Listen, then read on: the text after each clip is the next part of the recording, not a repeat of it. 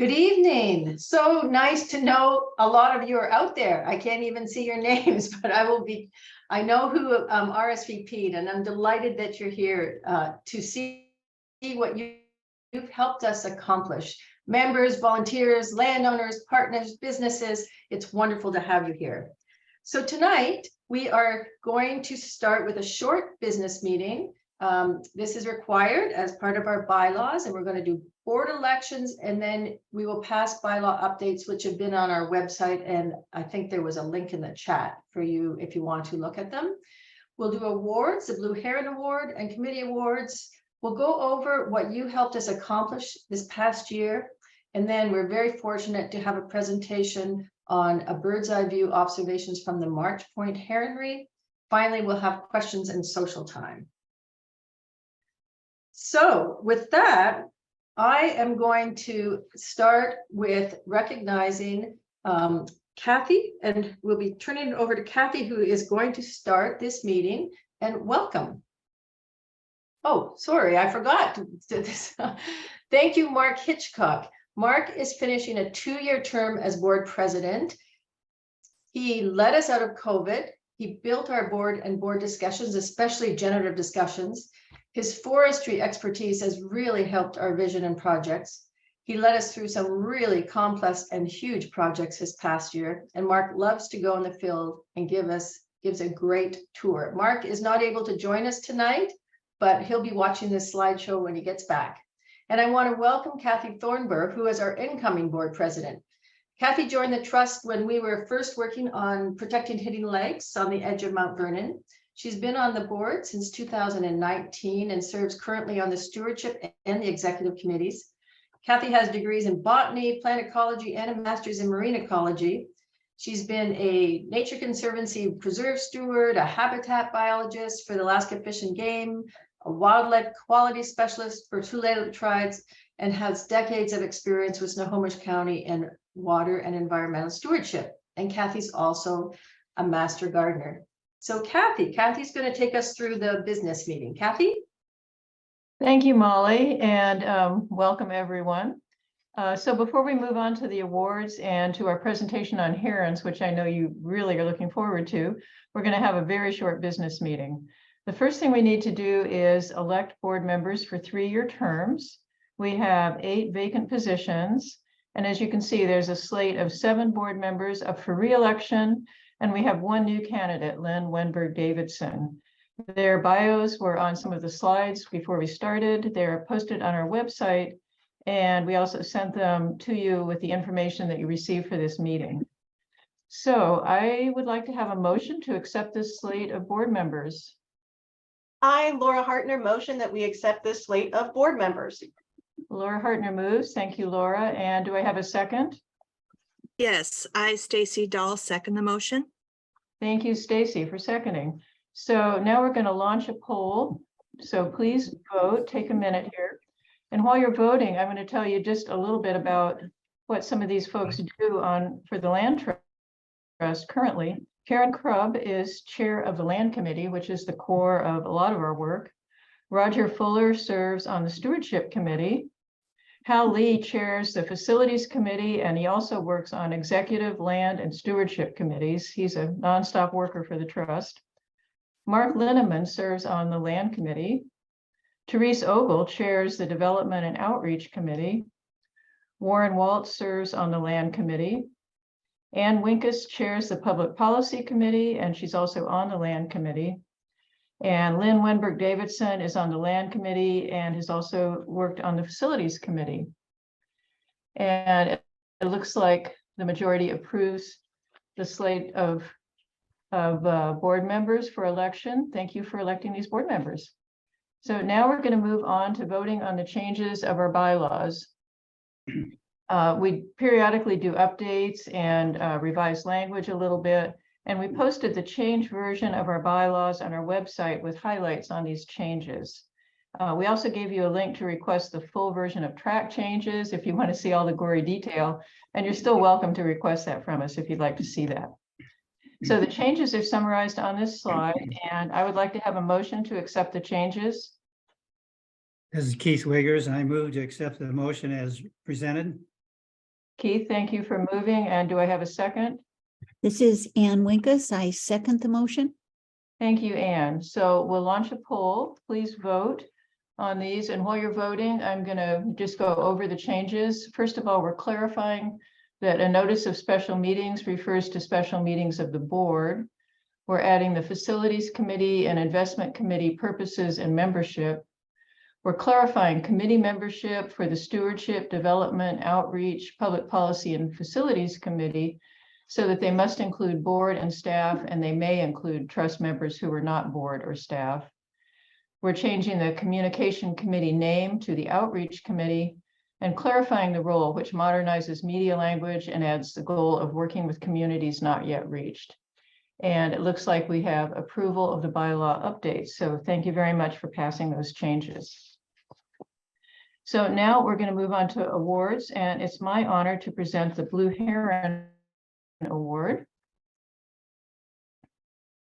And every year we give the Blue Heron Award to a staff member, board member, or volunteer who's shown extraordinary dedication to the environment and wildlife of Skagit County. This year, the award goes to someone who has been a force in promoting public policy to protect our lands and our wildlife. And that is in addition to her outstanding work to study and protect herons, Ann Winkus. Ann has been on our board since 2014, and she has filled many positions, including president. She currently serves as chair of the Public Policy Committee, and she excels in bringing partners together to advocate for environmentally sound planning practices. She was a key force in the advocacy against fully contained communities, a proposed regional airport on sensitive lands, and much more. Ann has been a strong leader in protecting heron nesting and foraging areas. She's worked with the Trust's Heron Monitoring Program for the last 10 years. Ann's adventures with herons began when she read about the need for volunteers in the Trust newsletter in 2013. Along with a small team of volunteers, she monitored the Samish Island Heronry for 5 years until it was abruptly abandoned mid-season in 2017. That event motivated Ann to become a champion for the protection of local great blue herons. Over the last 10 years, Ann has volunteered thousands of hours monitoring the Trust heronries and advocating for the protection of heronries at all levels of local government.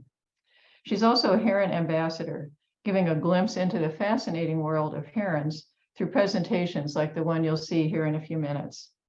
It's a great honor to present this Blue Heron Award to you, Ann.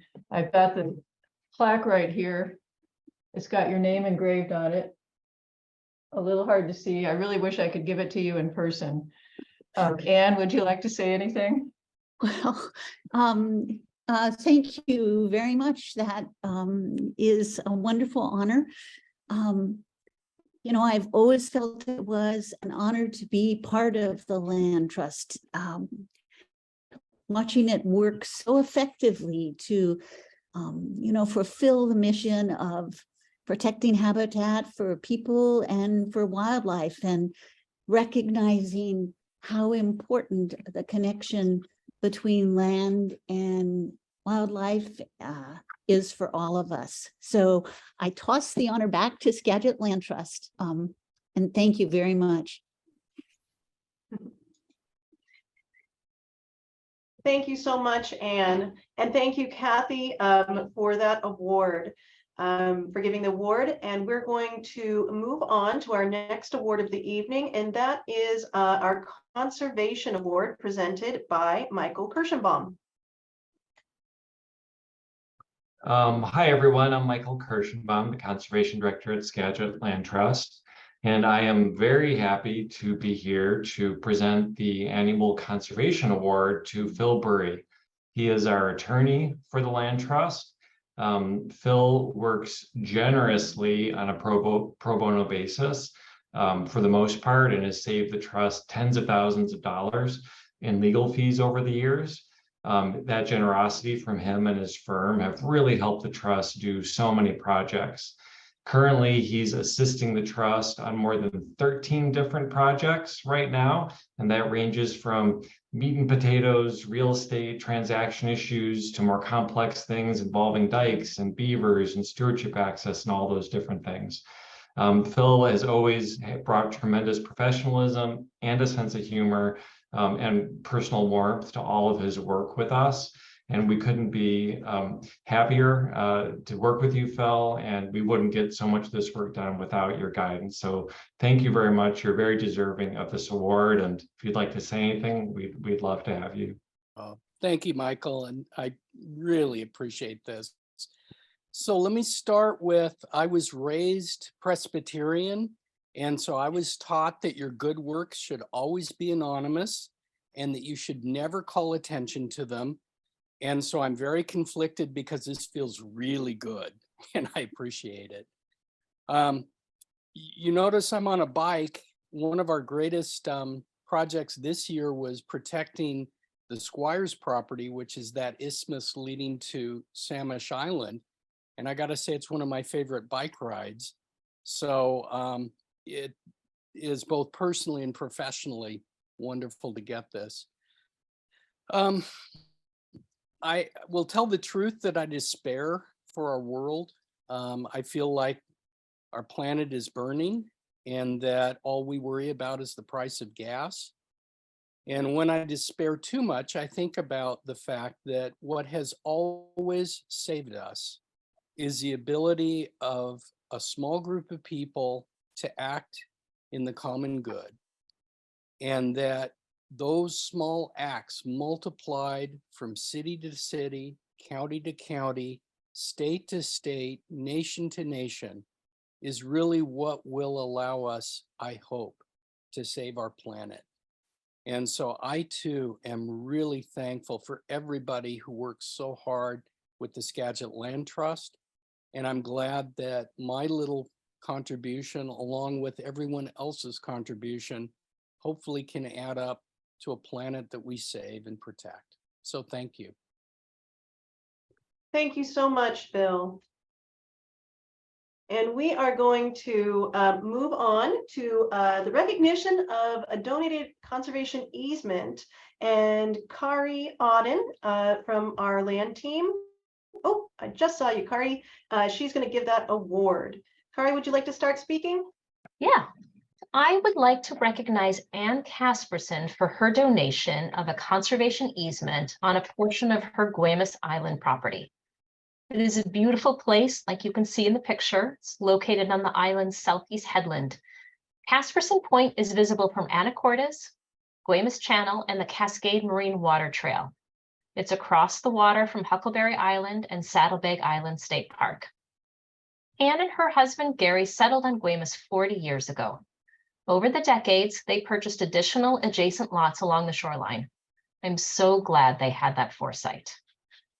Ann speaks of herself as the current steward of the land instead of its owner. That ethic as a steward shines through in the quality of her land and forest. She's kept her footprint on the property small, limiting her home site and leaving the majority of her property to nature. She takes an active role in managing her forest, is writing a forest stewardship plan, and she's also a master gardener. By placing a conservation easement on her property, Ann has given back to the land that she loves and ensured that it will forever be managed for habitat and wildlife. Ann, thank you very much for your generosity. Thank you, Kari. And now we're going to move to the Stewardship Department Award with Kayla Seaford. Hi, thanks, Laura. Yes, my name is Kayla Seaforth. I'm a stewardship coordinator for the Land Trust, and I'm happy to present this year's Stewardship Award to recognize the work of an outstanding partner organization, and that is the Restoration Program at the Skagit River System Cooperative, or SRSC, as they're often known. SRSC provides natural resource management services to the Sauk-Suiattle Indian Tribe and the Swinomish Indian Tribal Community, and they work across several program areas to protect and enhance the health of our shared watershed. It is truly remarkable how far-reaching the impacts of SRSC's work are. Through the restoration program, they have implemented projects at 5 of our conservation areas with plans for more. And in total, they have planted 400,000 native plants across 600 acres within the watershed. SRSC's commitment to completing high-quality projects on our lands allows our team to take on core stewardship across more acres. and that really amplifies our collective impact. Their vision and persistence also help knit our conservation lands together with neighboring lands and are moving the Skagit towards a healthier, more connected watershed. So with that said, we're excited to present this year's Stewardship Award to the SRSC Restoration Team, represented by senior riparian botanist Brenda Clifton, who's led and implemented these incredible projects. Brenda, if you wanted to, you could feel free to unmute and say a few words. Thanks for being such a wonderful partner. Thank you, Kayla. We are very honored to accept this annual Stewardship Award, and thank you to the Land Trust for initiating the award and acknowledging the work we have completed over the years. At the Skagit River System Cooperative, we value our partnership with the Land Trust, which stewarding these conservation lands has been an integral part of us reaching our goal to restore salmon habitat in the Skagit Basin. On Skagit Land Trust lands alone, we have planted over 80 acres of riparian buffer habitat.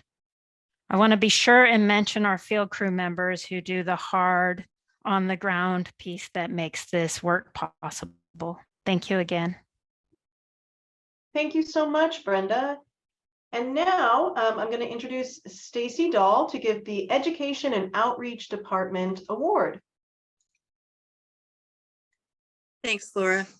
I'm Stacy Dahl. I'm the Volunteer and Education Programs Coordinator with the Trust, and I'm excited to honor our March Point Heronry camera volunteers this year. These are the folks who piloted the protocols for our first season of 3 cameras at March Point.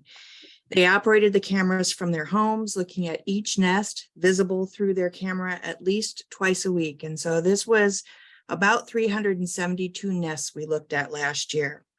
They did this between April and late summer. And this year we had an extra 2 months. We had anticipated that the heron would leave somewhere mid-July, but they actually stuck around until mid-September. Ann Winkus will get a chance to share her observations through one of the cameras later this evening, but it doesn't give the full picture of all the work that the volunteers did. For instance, one of our volunteers, Lorette, continued her observations even while she was camping on the Olympic Peninsula by finding a local library whose computer she could use. Volunteers spent many hours just observing the nests. There was some heartache as chicks disappeared, but a lot more joy as they witnessed many more grow up and leave the nest as fully fledged herons. And although we're most interested in how productive the March Point Heronry is, volunteers saw both unexpected and expected behaviors and recorded this information. And it gives us and the wildlife biologist who helps us a fuller picture of the breeding behaviors of the great blue heron.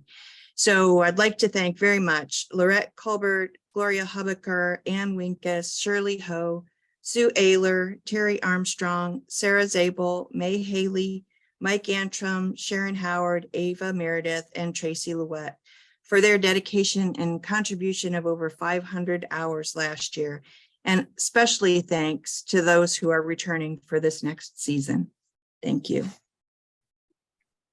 Thank you so much, Stacy.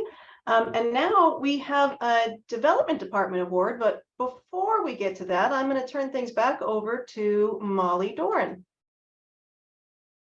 There is a board member who is retiring, and I just want to speak a little bit about him because he has given a phenomenal amount to Skagit Land Trust, and that is Rusty Kunze. Rusty has served on the board since 2006. He took a short break while he did his conservation easement. Rusty has served on every committee and he's chaired most of them. Really importantly, he was president during the Great Recession when everything tanked, and we had just decided to buy a $2 million property, Guimas Mountain, and he took us through that. It was just great style, and we got to the other end working with San Juan Preservation Trust. He also took us through Land Trust accreditation for the first time, which was a slog. Thousands of hours, which was incredible. They've since tightened up the system. Rusty was just fantastic. He started our public policy program. He and Libby are both conservation easement donors of their beautiful property in Bayview. And Rusty was a charter member of the Land Trust and lover of the land. So Rusty, thank you so much. We will miss you. You'll stay close, I know, but I just wanted to recognize you. And I know that the development department also wants to recognize you. Yes, that is right, Molly. For all the reasons and many more that Molly just listed there, this year's Development Department Award is going to Rusty Kunze. The Development Department has had the great fortune of Rusty serving on our committee for 15 years. Rusty's calm demeanor, thoughtful insights, and willingness to step up to any task has helped the trust grow financial support for the lands, waters, and wildlife of the Skagit, those places, those animals, those plants that we all love. Rusty has served as the chair of the Development and Outreach Committee for all 3 development directors that the trust has had. He will definitely say that if you ask him. And it has been my honor to work with Rusty since I started here 6.5 years ago. And his welcoming spirit and his supportive nature and his holistic perspective, it was more appreciated than I can put into words, and I will miss him terribly, but I know right where Wren Ridge is in the Enchanted Forest, and me and my son, we will be back to take many trips through the forest. So thank you, Rusty. We want to present this award to you and ask if you want to share a few words. Sure. Can you hear me? Yes. Well, yeah. This is a little bit of a surprise, but I have to turn it back with the thank you to the board, all of the board members I've served with, and the amazing staff. It really has been one of the true joys of my life. I just feel so honored to have been asked to serve on the board and to have seen the evolution of the Land Trust over these past many years has just given me such confidence in the future, and particularly for this place that we all refer to as the Magic Skagit. So I'm not going away, I'm just stepping off the board. You will continue to see me, and Libby and I will be there to continue our longstanding support for the trust. So thank you very much for allowing me to serve on the board for these many, many years. Thank you, Rusty. And now I'm going to turn things back to Molly Doran. We're going to go through a summary of what you helped us accomplish this past year. And you members, partners, landowners, volunteers are so important to what we do. We actually couldn't do it without you. So the show that you saw as you were coming in will be available on the website, so you can watch that. It goes into more depth. I'm just going to go through a quick summary right now. One thing I want to note is that the Coast Salish tribes are the original caretakers of the lands that we're going to talk about tonight, and they continue to help us ensure their conservation for all generations. And one of the things that I've been very excited to learn about are the Coast Salish place names that have existed for thousands of years. And if you Google Coast Salish place names, there's a great website that takes you to a map and recordings of these names, and you can see the names that they have here on this map. So something you can familiarize yourself with. But one place I would like to familiarize you with tonight is the name of the slough that is the entrance to Samish Island, which has been one of our largest projects this past year. And I'm not going to try to pronounce it. We're going to have a recording coming up, but it is translated as coming out of a bay on Samish Island. And on the right is a historic picture that the Samish Indian Nation gave us permission to use of where it emptied into the bay, and there was a longhouse right behind it in a village. And then on the left is a picture pre-1930s, which is amazing that it was just that short of a bit of time ago. But back at this map is actually from more the turn of the century, what that area looked like. So Laura, can you hit how to say the name? And if everyone listens, Skagit. can you do it one more time? Skagit. Skagit. And if anyone's interested in having that recording, we'd be happy to send it to you. The Samish Indian Nation has given it to us, and it's in 2 separate ones. So I'm very excited tonight to tell you that we have now protected 170 acres at the entrance of Samish Island. And we just recently, like today, you will see on the Skagit County website, have been able to purchase the south parcel on the map there, and to get the land that we need to do the projects that we're looking forward to. We're partnering with our neighbor, Padilla Bay National Estuarine Research Reserve, who is seeking grants both to help us with restoration and also to potentially acquire some of the land so that we can do a much bigger project with them. We took out some significant loans for these purchases, but with member help, we're down to 40,000 only that we need to raise to finish the acquisition of these 4 parcels and steward them until we come up with the next solution. So you just got your newsletter, and in your newsletter, there was an envelope. So if you're inclined, you could send that newsletter back in towards helping us wrap this project up so we can take it to the next stage.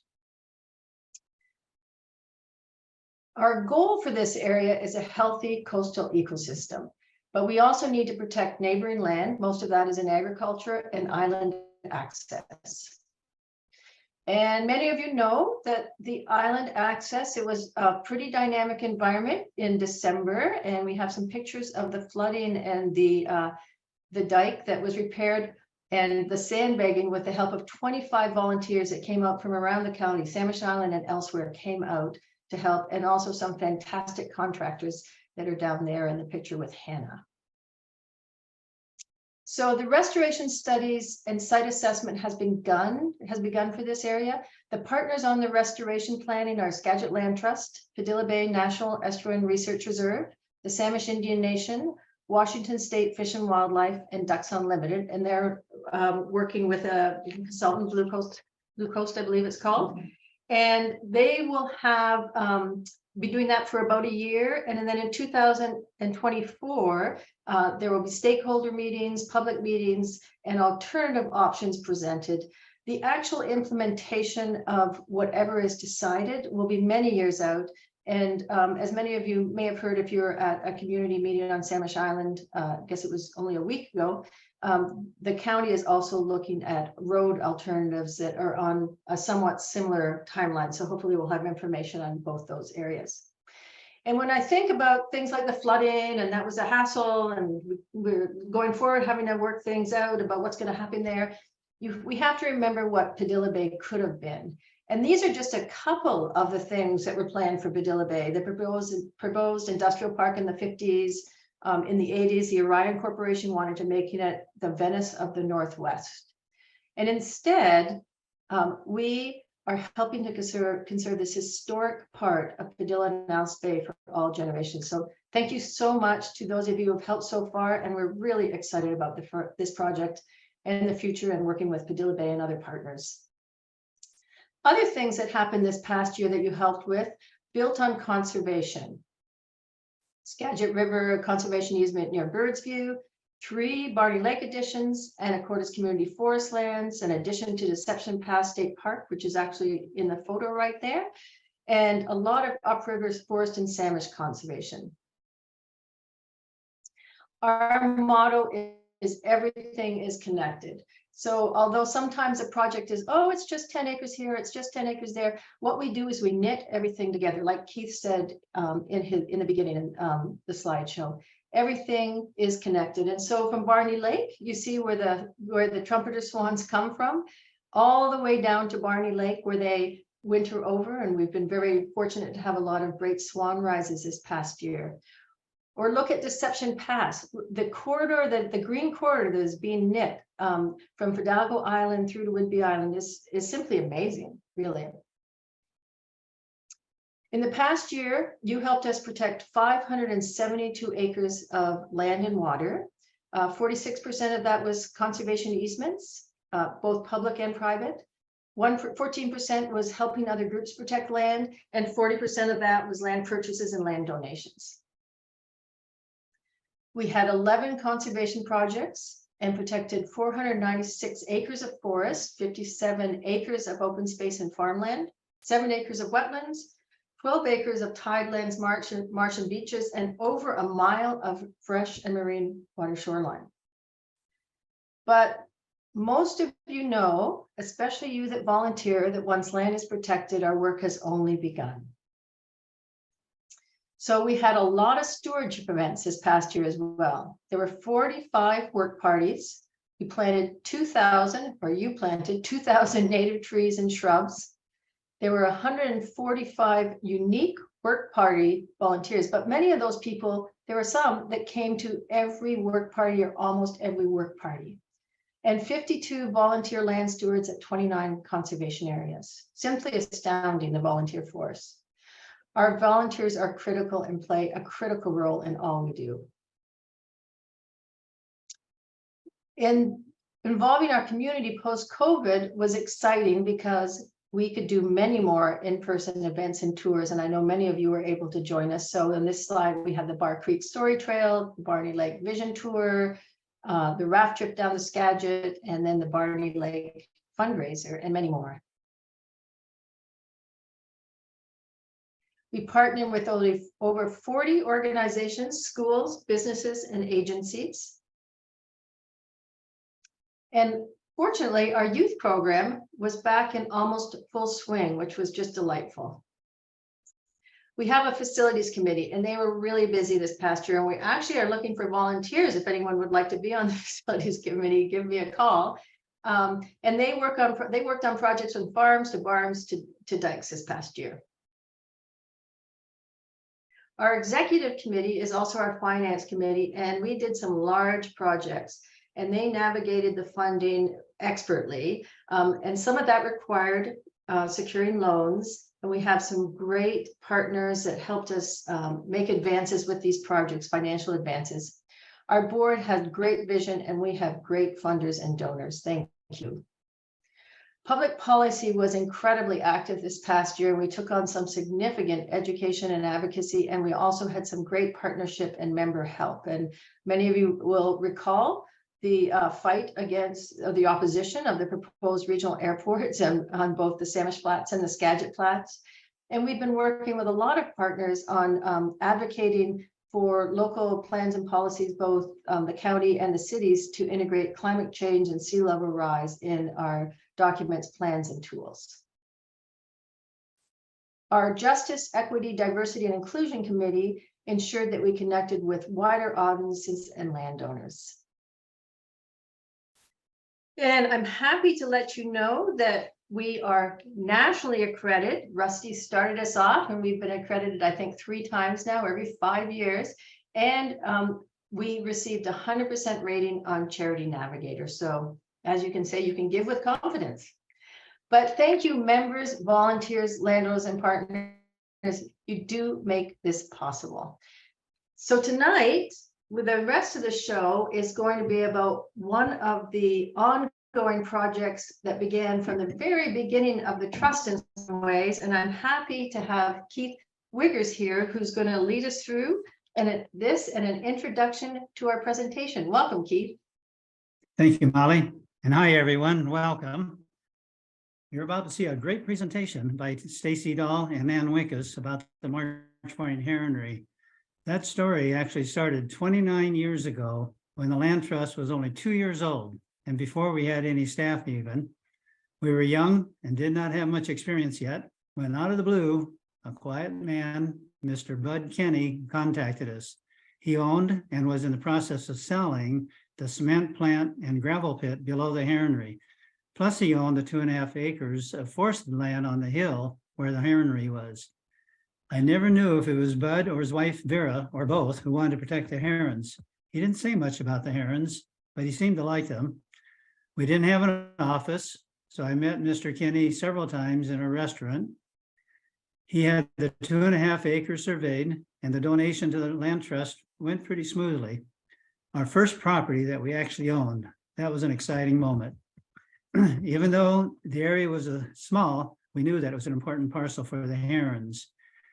And this became a great example of planting a seed. Once we have one property protected, we always look for opportunities with adjacent lands. And with some lucky circumstances and persistent good work by staff and volunteers, we have been able to add another 13 acres of protected property. That gives the herons a lot of room to expand. Who would have guessed when the land trust was first started 31 years later, we would be learning so much more about the herons and celebrating their continued success on this site. Thanks to all of you for your generous support. If you have any more questions about the history of the Heronry or other questions about the Heronry, several of us will be available in the question and answer period at the end. Please welcome Stacy and Ann.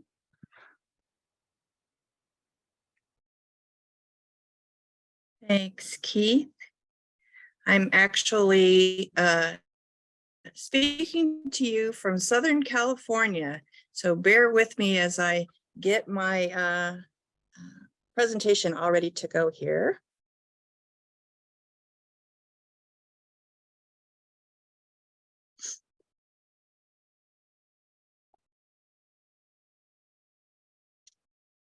So as the volunteer and education programs coordinator for the trust, one of my roles is to oversee land trust community science work. So before Ann gives us a peek into the Heronry, I'd like to give you some background on March Point and the community science work that we do. Skagit Land Trust has been conserving land since 1992. And as Keith mentioned, one of the first trust acquisitions was a donation of land from Bud and Vera Kinney. And that was to protect this heron colony who'd been there since at least the 1950s. So this aerial view gives you an idea of where the Heronry is, nestled between Highway 20 and Padilla Bay and hemmed in by industry and development. Through subsequent acquisitions, as Keith mentioned, the trust now protects nearly 11 acres, and then T. Bailey, our neighbor to the northwest, protects an additional 5 acres through a conservation easement. The March Point is the largest nesting site of the great blue heron along the west coast, and as such, it's the primary breeding center for the Salish Sea and contributes significantly to the genetic diversity of the region. That, along with the tendency of the Salish Sea heron to nest in mega colonies such as March Point, make these colonies especially vulnerable to human disturbance. And increased human impact has caused other large colonies to abandon entirely and may have played a role in the abandonment of the Samish Island colony in 2017. But despite its compact size, March Point offers ideal heronry habitat with trees tall enough to support nests 50 feet in the sky and proximity to abundant food in the eelgrass beds in Padilla Bay. But because suitable habitat for nesting has diminished in the Puget Sound area, the importance of conserving March Point can't be overstated. And not only is it important to conserve March Point, but it is essential to monitor the colony to watch for problems. So currently, there are 3 trust-based community science projects associated with March Point. This work couldn't be done without dedicated volunteers and the many hours they contribute. During the active tree survey, SLT staff and volunteers walk through the property, looking below the nest trees for whitewash, discarded eggshells, feathers, and bird carcasses. We do this immediately after the heron dispersed from the colony because the evidence is still fresh and not hidden by fallen leaves or washed away by winter rains. Nests can persist over the years, even if they're not used. So knowing which trees were used combined with data from the nest count gives a more complete picture of how many nests were actually occupied. And then after leaves have fallen from the trees, volunteers returned to count the number of nests in the heronry during another one-day survey. The trust provides data to WDFW, and this data, along with Fish and Wildlife's management recommendations for great blue heron, helps guide the planning departments of Skagit County and the city of Anacortes when making development decisions near the heronry.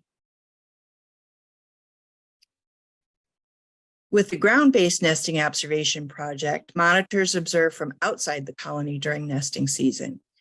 And although they're watching from a distance, they have a great overall view of the heronry and can see heron reaction to disturbance, whether it's predator, as in this case, bald eagle, or human caused. These volunteers also have experience identifying heron sounds, which helps confirm the breeding phase, even if they're unable to see into the nests.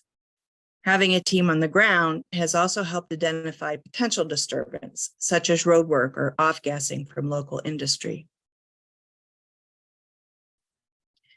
But it's also important to assess the health of the colony by looking at the overall productivity of the heron. Through camera observations, we can see how many eggs were laid, how many chicks survived through fledging. We can also establish occupancy and breeding timelines and develop a baseline to evaluate any unusual behaviors or the impact of disruptive activity. Although in the past, the trust has had a single camera at March Point, in 2022, 3 state-of-the-art cameras were installed. These cameras can be operated from a volunteer's home computer, and having these 3 cameras gives the trust a look into hundreds of nests and will provide us a more accurate sense of what is going on in the heronry. We're ramping up to the 2023 observation season. Herons have yet to return to the colony, although we are seeing more and more numbers near the Swinomish Casino, which is where we often see the staging behavior. When they do return, you'll have a chance to watch what's going on through the Trust YouTube channel. And next, I'm really happy to present Ann Winkus, who is both a part of the ground observation team and the North Camera observation team, who will give us a more in-depth look at her experiences. Thank you, Stacy. Thanks, Ann. It will just take me a few moments to go through the steps to set up the PowerPoint presentation. And it's just about ready to go. One more thing to click on. I'm just going to have to move this over to the side. Okay, so first, a huge thanks to all of you for being part of Skagit Land Trust and helping protect special places like the March Point Heronry. The wildlife cameras have opened up a whole new world for us, giving us a bird's eye view of some behaviors we'd only read about and some we knew nothing about. Crowded in there, aren't they?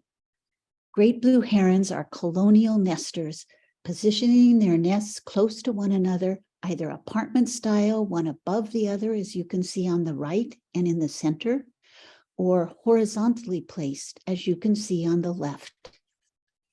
About a week or 2 before the March Point herons enter the heronry to begin breeding and nesting, they gather outside the heronry in large numbers in a behavior called staging.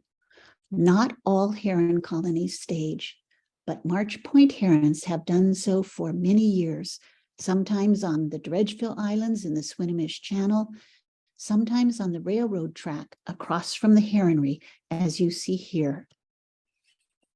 Males enter the heronry first, choosing nests, reinforcing old nests, sometimes building new ones, and await the females. This is a male heron in full advertising display, with his lower neck scapular and back feathers erect, his bill a bright orange, announcing, "This is my nest." Nest shapes and sizes vary a lot.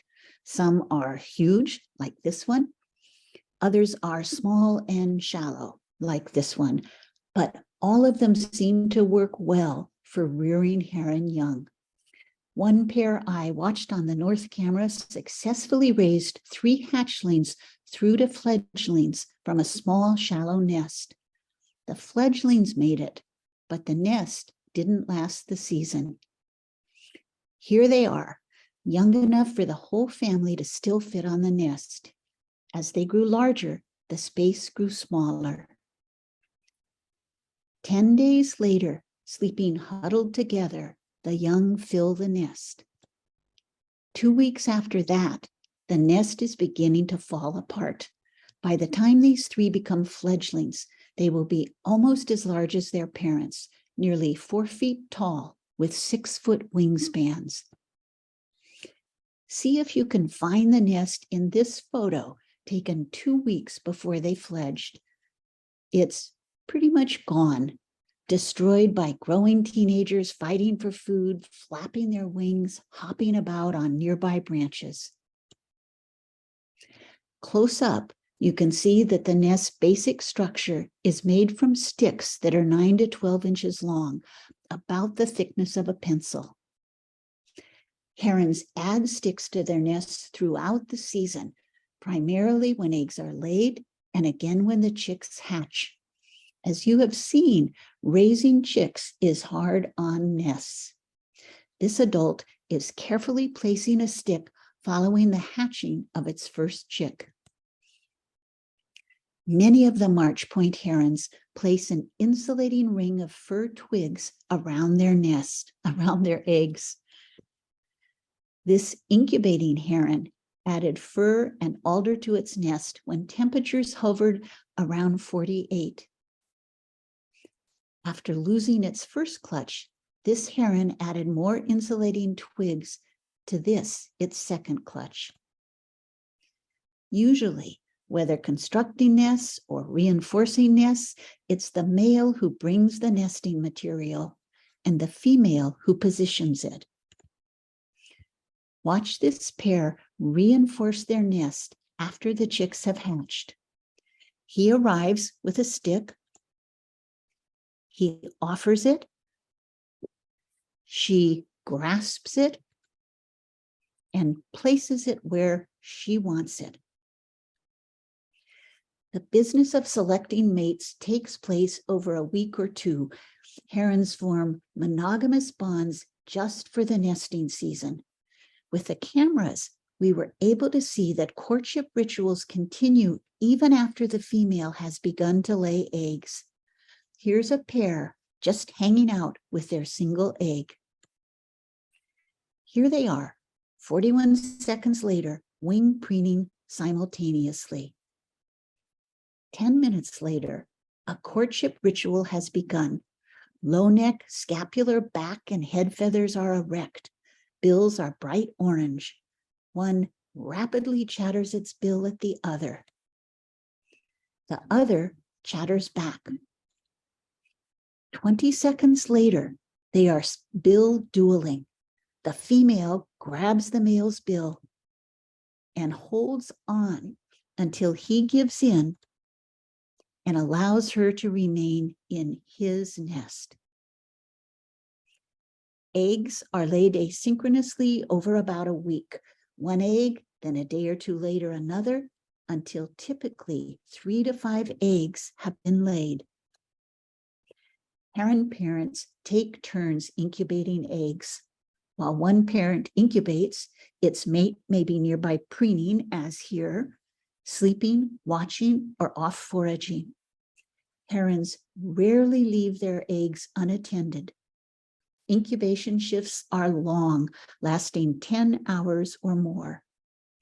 During its shift, the incubating parent stands up about once an hour, shakes and fluffs out its feathers, turns around and sits back down. Every 2 hours, it carefully tends the eggs. Watch this heron tending 5 eggs. Here, moving the eggs, Done with one, on to the next. Moving another. Just about done. And now back to incubating. As you've just seen, herons are remarkably handy with their long bills. But thanks to the cameras, I've learned they are equally handy with their feet. Heron toes are long and flexible. As herons walk, they spread their toes out wide, allowing them to walk easily on mud without sinking and through eelgrass without getting tangled up.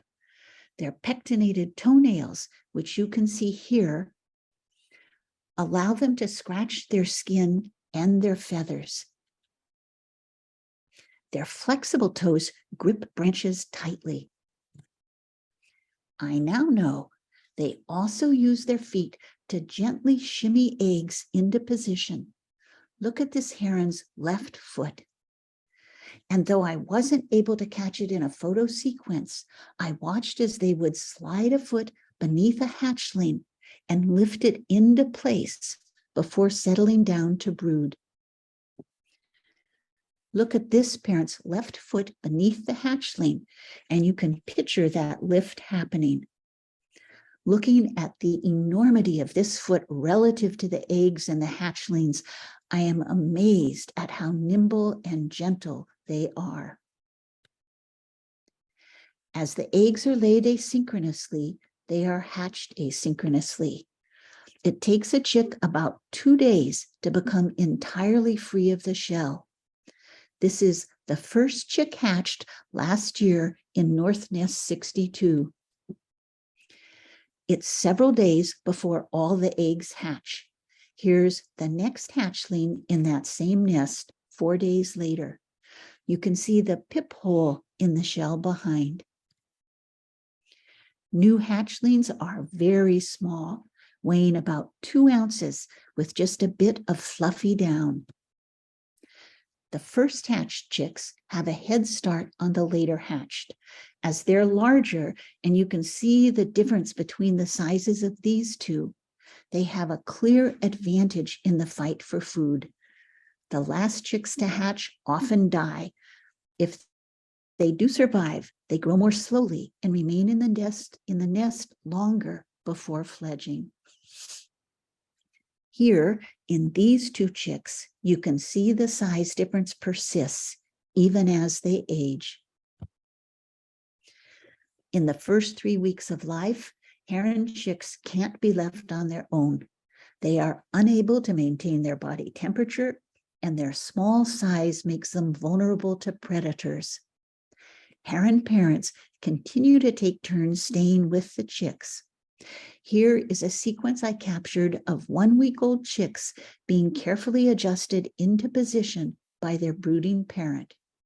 First, using its left leg.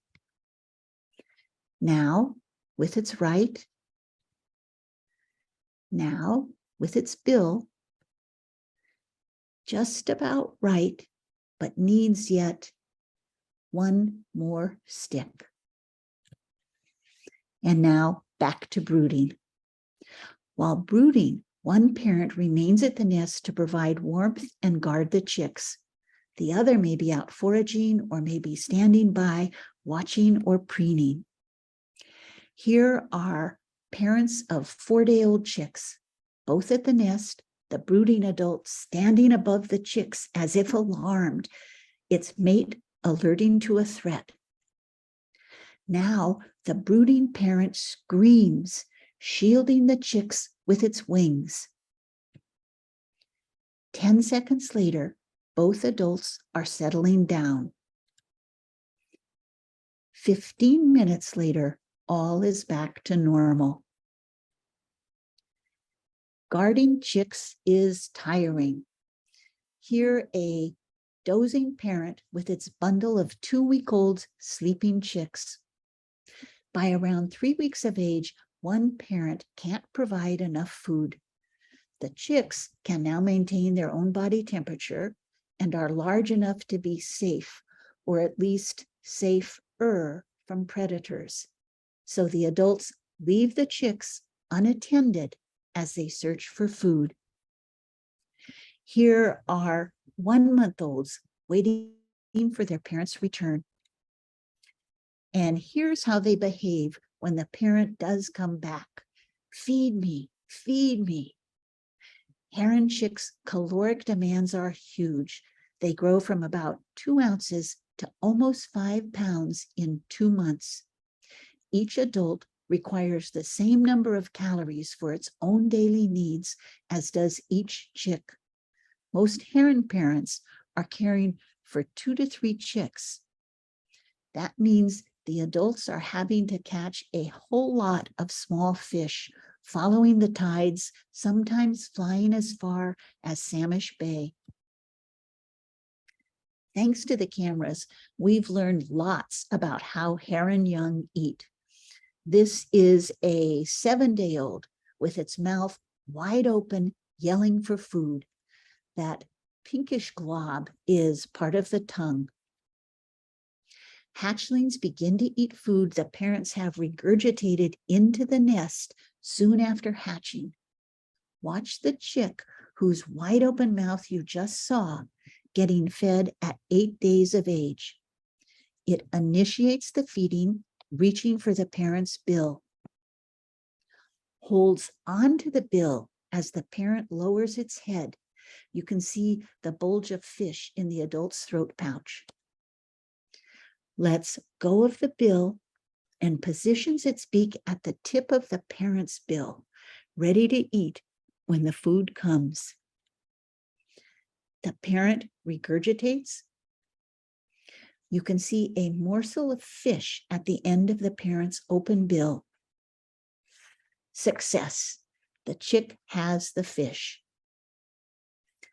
Levi Shelton's captured this remarkable sequence of a chick around 5 days old struggling to swallow a fish that seems decidedly too large for it.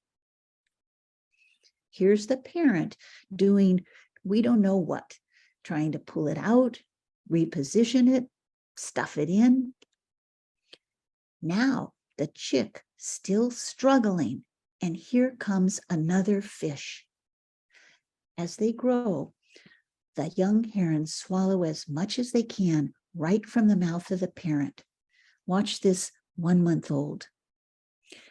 Beak open expectantly, grabs the parent's bill, hangs on crosswise. Now the parent feeds directly into the mouth of the 1-month-old. Not yet done. Now the second parent tries to stuff more in. And the first lends a hand, or I should say bill. A couple of minutes later, the 1-month-old is going after bits of dropped food. Adults continue to feed their young until they fledge at 2 months of age. The parents almost seem to hesitate before feeding their rapidly growing, aggressive, hungry adolescents. Watching them, I think you'll understand why. Here's what happens when the parent arrives back at the nest filled with teenagers. The adolescent, almost as large as the parent, grabs the parent's bill and pulls its head into the nest. The parent drops the food and the teenagers scramble for it. 6 seconds later, up they come, demanding more. The parent drops more and flees the nest. The cameras have provided us with multiple curiosities needing further study. One for me is, do herons eat bugs? They certainly look like they do, but we've yet to catch the bug on camera. We'll see adults and young appear to be peering intently at something near the nest, like this one is. Then suddenly thrusting their head forward, grabbing it, whatever it is. Here are 1-month-olds similarly peering and going after something of great interest. Bugs? Maybe. Here's a near fledgling poking around a nest that's been empty for 10 days. What's it after? Maybe this season will solve that mystery. Heron chicks get to their feet by 2 weeks of age. Here's the 8-day-old we watched feeding earlier, learning to stand erect. We last saw it tipped forward, fish in beak. Fish finished, its wings are up, helping it balance. 4 seconds later, it's erect. Still wobbly, it tips forward again. Now, once again, erect. By 3 weeks of age, heron young walk steadily. Here's a 3.5-week-old checking things out, walking so steadily, it's venturing right off the nest. But not for long. 2 seconds later, a parent has blocked further adventuring. By 4 weeks of age, heron young begin to flap their wings. Here's one giving it a try. Faster and faster. By 7 weeks, they are really cruising along, making short hops to nearby branches. In another 2 weeks, they'll be gone. The nesting season last year was very long, lasting from March 4th to September 11th. The length was attributable to some herons laying second clutches after losing their first young. This photo demonstrates that clearly. The adult heron on the right is tending its second clutch of eggs adjacent to a nest on which a maturing heron almost ready to fledge is standing. Some herons successfully raised their second clutch, others failed with both. Here's a pair the day after a second failed attempt to rear young. I can't help but wonder, looking at the dejected postures of these two, if herons, like humans, experience depression. Raising young herons isn't easy. Parents and their young face multiple threats on their path to fledging.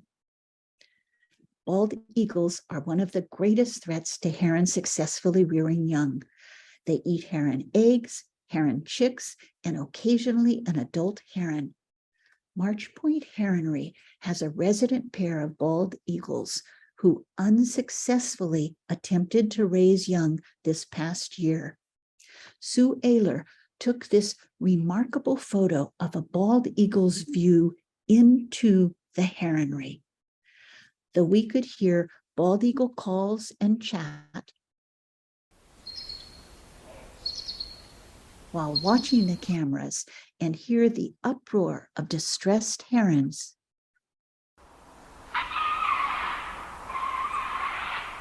we never witnessed an eagle in the act of predation. However, we were able to watch adult herons defending their young. Shirley Ho captured this remarkable sequence of a parent protecting its young as an eagle cry was heard over the camera audio.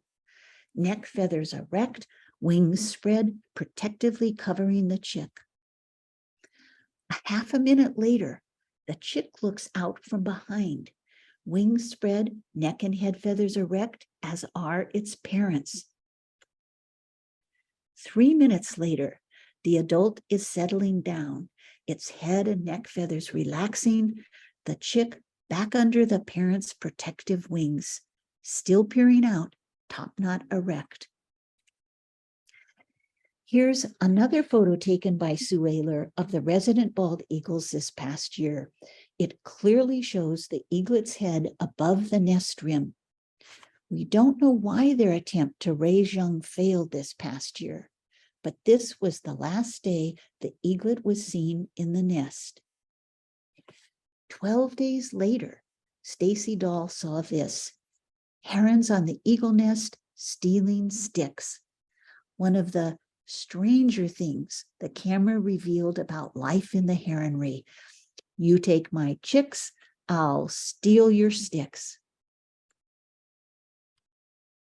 Heron young need protection from the elements as well as from predators. Weather can be a significant threat to successfully raising young. Here's a brooder keeping her hatchlings warm in a downpour. And here you can see an adult moving from one side of its young to the other, attempting to give them some protection from a deluge. Here's that same nest 50 minutes later, all still wet, finishing up a feeding, finding the last tidbits on the bottom of the nest. 6 minutes later, one chick on the left with eyes closed as if asleep, the other two waiting for more food. The littlest in the front, definitely still hungry, stares at its older resting sibling, opens its beak, and grabs hold of its sibling's bill while the parent preens and the other sib turns its back. But no food there. In case you're like me and worry about these little ones, they do make it through the night. Here they are the next morning, all grow into strong fledglings, even though their size differences are dramatic at this age. Clearly, the littlest hatched last. They're the three that destroyed the nest I showed you earlier. Heat also stresses herons. Herons cool off by opening their mouths and fluttering their throats, and by opening and drooping their wings. Here are two very hot adolescents fluttering their throats. They're so hot, their top knots look wilted. This adult pair is working together to shade their young. The one in front opening and drooping its wings, the one behind with a throat flutter. Here they are, simply shading the young with their bodies. And here's my favorite, a 25-day-old trying to keep cool with open, drooped wings and throat fluttering. Wind can wreak havoc at March Point. Here's a brooder hunkered down just after a gust lifted up its feathers. Wind can blow nests down. In 2017, a windstorm with gusts up to 50 miles per hour struck the March Point Heronry. 2 days later, Jim Shelton's found 2 large maple trees down, multiple nests on the ground, 25 dead chicks, and some live ones. Look in the center of the photo on the right, and you can see one of the live ones peeking out through the leaves. 6 of the chicks were captured and taken to Wolf Hollow Wildlife Rehabilitation Center. One of the chicks survived. Here, in this photo taken by Sue Ayler, you see it on the day it was released, heading back to the wild. Heron young are also threatened by sibling aggression. If knocked from the nest to the forest floor, the young are unable to fly, and the adults don't feed them on the ground. They will die either from starvation or be killed by ground predators. Here are 2 siblings about to begin bill dueling. Both survived and successfully fledged. Fledging takes place over several weeks as chicks from eggs that hatched early in the season leave the heronry before those that hatched from second clutches. Here's the last fledgling visible on the north camera the day it left the heronry, September 7th. Once the March Point herons leave the heronry at the end of the nesting season, they don't return until the following spring. Though the heronry is empty, they're still around. The March Point herons are year-round residents of Skagit County, just not of the heronry, which is why we see them around here all winter, standing patiently in the fields, hunting voles, huddling together on the uplands, or warming their feet or foot on the refinery pipeline. That's it. I hope you enjoyed as much as I do spending time with March Point's very special great blue herons. And thank you so much. That was amazing. And wow, I mean, I thought eating at my house was hard, but I'm very lucky for what I have now that I've realized. So we've come to the question and answer portion of the evening. So I'd like to ask everyone if you want to turn on your cameras, if you want to unmute yourself. We have Anne, we have Stacy, we have Keith, we have quite a few staff members here, and you are welcome to ask any questions that you might have on Anne and Stacy's presentation, or any questions you might have had on Molly's presentation, or just for the Land Trust in general. There is, if you look at the bottom of your screen, you do have a reaction button where you can raise your hand. And I will try to be looking for those hands to call on people, or you can raise your physical hand, that also works. And you can also put questions in the chat, and we'll be monitoring that. So with that, it looks like, wow, we've got a full house here tonight. And we had over 80 people during the presentation that were here. So now we're getting to see all their smiling faces. If you're having any trouble turning on your camera, please put something in the chat and we can help you with that. It looks like we have our first question here from Brent Young. Brent. Yeah, hi. I don't got my camera in the house and in the dark here, but just a quick question on the Samish property that was just purchased.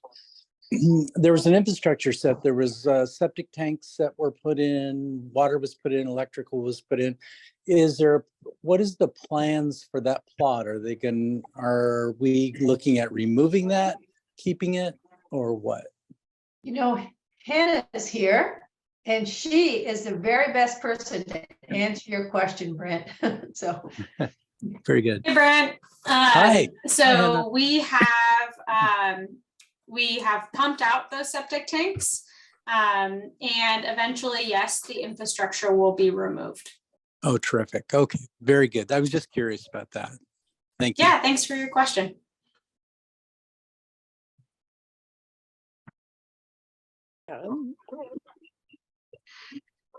It is so good to see everyone. Wow, there is a lot of people here. So I am scrolling back and forth between the different screens. So it might take me a question. Oh, it looks like there's something's come into the chat. It says wonderful presentation. This is from Tim. Yeah, that's a great comment there. You've observed and documented so many interesting aspects and characteristics, charismatic species behavior. Big thanks to you and all the other heron observers. So you can see definitely why they won the award this year. It was an extra long season, and it's been hours and hours of watching through those cameras to get those beautiful shots. I have a question. Yes, Therese. Because of so much increasing knowledge because of the cameras and so much attention being paid to the March Point Heronry, is there any additional theories or information about why the Samish Island Heronry was abandoned a few years ago? Any new information on that? No. No. Unfortunately, no, there really isn't. And what we'd really like to do now is figure out where those Samish Island herons are. Yeah. We know that the year after the heronry was abandoned, the March Point Heronry gained 100 more nests. And the assumption has been that some of those were Samish Island heron. But the Samish Heronry at the time it was abandoned had 260 herons in it. So there's still some out there that we don't know where they are. If any of you listening have seen nests anywhere on Samish Island, it'd be great if you'd let us know. But no new information. Okay, thanks. Laura, I see there's a Sue. Yeah, we've got a couple questions here in the chat, and Gabby, I'll just ask you to go to Warren Waltz's and see if you can ask if he can be able to share his video. Sue has a great question. Probably this is good for Stacy or the stewardship staff. Where is the Trust's greatest need for volunteers these days? Well, stewardship could jump in, but I would say, our ongoing need for people to plant trees and remove invasives with our stewardship work parties. We do have upcoming some education opportunities to work with second graders out at our Utopia property for some field trips. And then we're also looking for community science folks to help us both with the heron projects next season, and then also amphibian monitoring. So all kinds of needs. And I'll jump in from another level. We have, if you saw the slideshow at the beginning, we have a lot of committees, and a lot of them have members that are on those committees. And several of the committees are in need of volunteers. And if you're interested, please get in touch with me. Facilities, as I mentioned, we'd love to have some volunteers. If you know how to, if you're handy with tools, that's great, but you don't have to be. Architects, people who plan, people, they deal with our buildings, our vehicles, and any kind of infrastructure, and give lots of great ideas. Public policy is a great committee. It meets on an ad hoc basis, so it's not even a regular meeting. So, but it does a lot of terrific work. And development and outreach can always use more volunteers in an outreach event, volunteers, an office event, just help in the office. We can use volunteers for all those things. Also, if you know people that are interested in joining committees, let me know if you think they'd be good. I can always reach out to them. So thanks. We have a question in the chat here. It says, Anne, do you ever see anything in the herons that leads you to feel you are recognizing them from last year? They all look alike to us, but I wonder if you see behaviors or feathering that look similar year to year, maybe irregular coloring. Always wondering if the males are picking the same nests. Well, okay, so I'll answer the last question first, and the males do not pick the same nest again. And that is not something I learned by watching the cameras or watching the herons. It's something that I've read that's been frequently discussed. The question as to whether I recognize individual herons, I actually became quite enamored of the herons, watching them on the camera. And so in addition to just clicking along and trying to record those things we were wanting to record for reproduction, for productivity purposes, I would go back and I would watch the nests that were quite visible to view on an almost daily basis. And probably if you had a lineup of great blue herons, I couldn't pick them out and tell you which ones had been in nest 20. But I did get so that I felt like if I was looking at somebody else's photo of a heron, and it had been taken from one of the, I think we watched, I can't remember, 160 nests or something. I kind of had a sense that maybe I knew who they were, but I'm not able to tell a male heron from a female heron. Clearly, you could tell from the photos I chose that I was quite charmed by that family of 3 with the very small heron.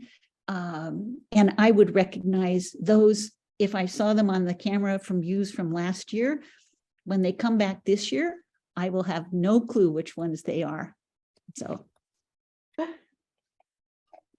I should say, though, that there are people who in British Columbia on the British San Juan Islands set up studies of herons there, and they watched like nests for 8 hours a day.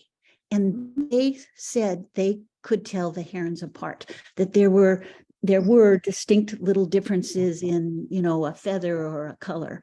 I'm not sure I could watch them for 8 hours a day, but that may be what it takes to be able to tell them apart. Wow, that's almost as long as they sit on the eggs. I learned from you tonight.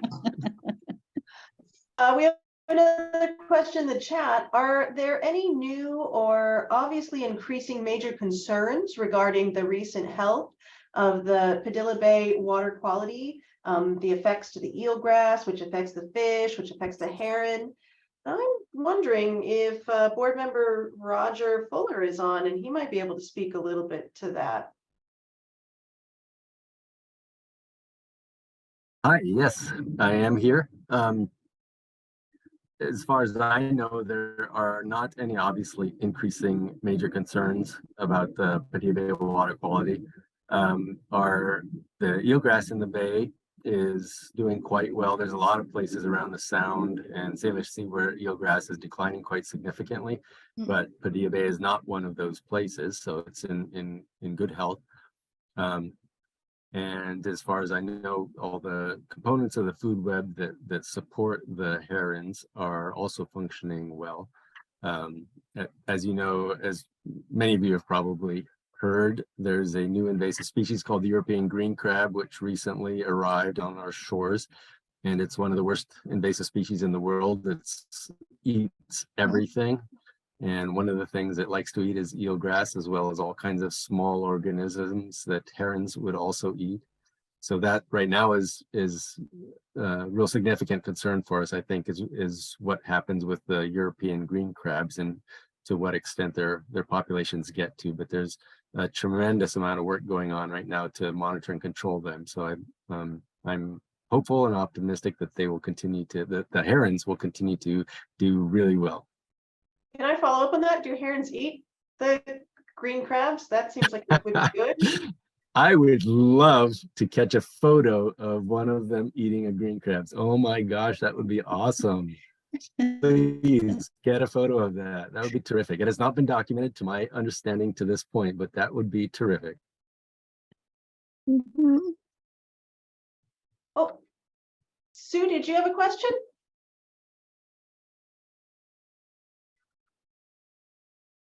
Well, we can also, if there's any other questions, please feel free to add them. I did want to say thank you for everyone that joined us this evening. We have lots of events coming up. Like Stacy mentioned, there are lots of planting parties coming up that I know we need lots of extra hands to make the work go quicker. And I'd ask you all, hopefully you all have gotten your newsletter at this point.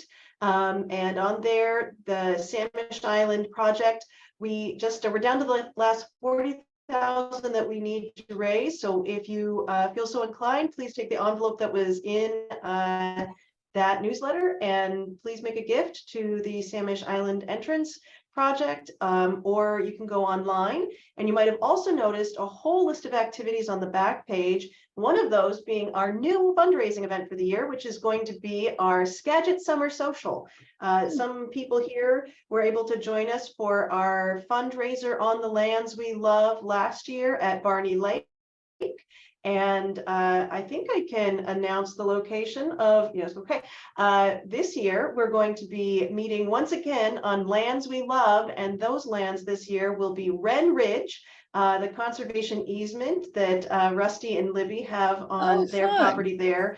So, yeah, so it's going to be a really fun evening.